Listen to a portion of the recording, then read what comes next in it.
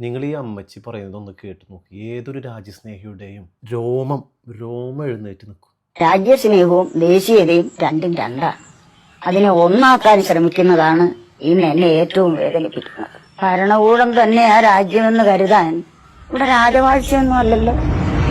അഥവാ അങ്ങനെ ആരെങ്കിലും കരുതിയാൽ തന്നെ രാജാവ് നഗ്നനാണെന്ന് വിളിച്ചു പറയാൻ കൂടി കിട്ടിയതാണ് നമുക്ക് ഈ സ്വാതന്ത്ര്യം. പല മതക്കാരും ഭാഷക്കാരും മതമുള്ളവനും മതമില്ലാത്തവനും ഒരുമിച്ച് പോരാടി കിട്ടിയ സ്വാതന്ത്ര്യമല്ലേ നമുക്ക്.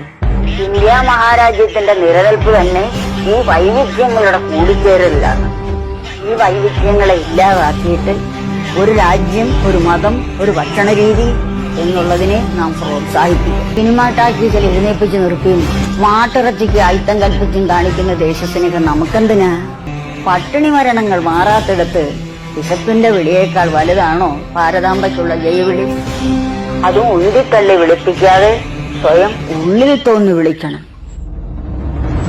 ജയ് ഹിന്ദ്. അതെ, സ്വയം ഉള്ളിൽ തട്ടി വിളിക്കണം ജയ് ഹിന്ദ് എന്ന്. ഇതേപോലൊരു ഭരണമാണ് നമുക്ക് വേണ്ടത്. അല്ലാതെ മതവെറിയുടെയും വർഗീയവാദത്തിൻ്റെയും അടിച്ചമർത്തലും അല്ല. ഈ രാജ്യം ആരുടെയും കുടുംബ സ്വത്തല്ല. ഇന്ത്യൻ മണ്ണിൽ ജനിച്ചു വീണ എല്ലാ പൗരന്മാർക്കും തുല്യമായ അവകാശമാണ് ഇന്ത്യ മുന്നോട്ട് വെക്കുന്നത്. അതിനു സമമായ ഒരു ഭരണത്തിനായി നാളേക്കായി നമുക്ക് കാത്തിരിക്കാം എന്നോർമ്മിപ്പിച്ചുകൊണ്ട് ഒരിക്കൽ കൂടി ജയ് ഹിന്ദ്.